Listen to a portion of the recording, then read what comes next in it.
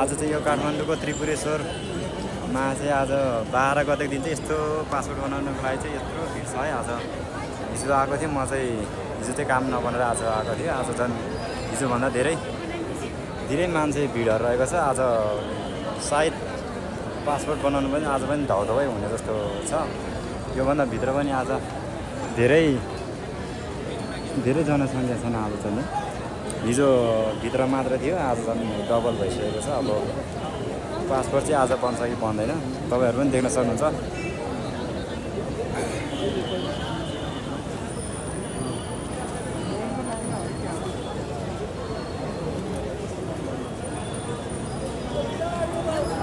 अनि हामी कता पुग्ने? यता पुग्ने अहिले घुम्दै, हामी घुम्दै यता पुग्ने कता पुग्ने हो?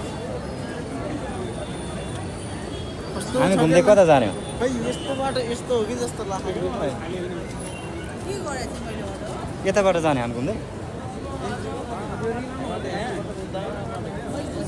आज यो बाहिर घुम्दा घुम्दै रात पर्छ कि जस्तो लागिरहेको छ मलाई।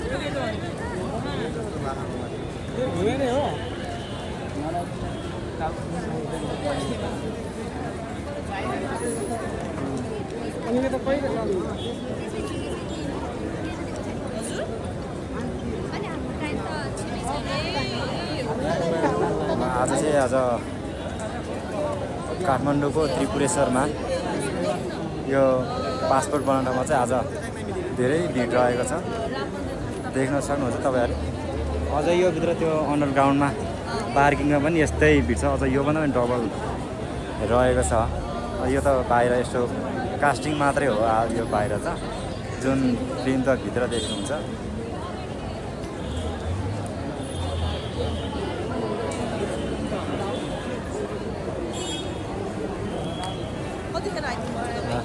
सकेसम्म तपाईँहरू चाहिँ आफ्नै जिल्लामा बनाउनु होला। जे होस् अगाडि नै पसिको लागि सम्झेर चाहिँ आफ्नै जिल्लामा बनाउनु होला। यो सबैले चाहिँ यो काठमाडौँको चाहिँ अलिक छिटो हुन्छ भनेर आएको, झन् त्यो कुर्दा आफैलाई गाह्रो हुँदो रहेछ कि। बरु आफ्नै जिल्लामा जानुहोस्, 1 महिना लागोस्, 1 महिना कुरेर चाहिँ बनाएर आउनु होला। यो चाहिँ यस्तो भइरहेछ है आज। एउटै हो हजुर हो। यहाँभन्दा भित्र चाहिँ अझ फिल्म देख्न सक्नुहुन्छ। यो बाहिर चाहिँ यसो कास्टिङ मात्रै हो।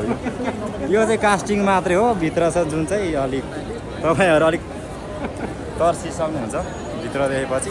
त्यो पनि म भित्र पनि म देखाउने नै छु। यो हस् त अहिले म भित्र पनि देखाउने नै छु।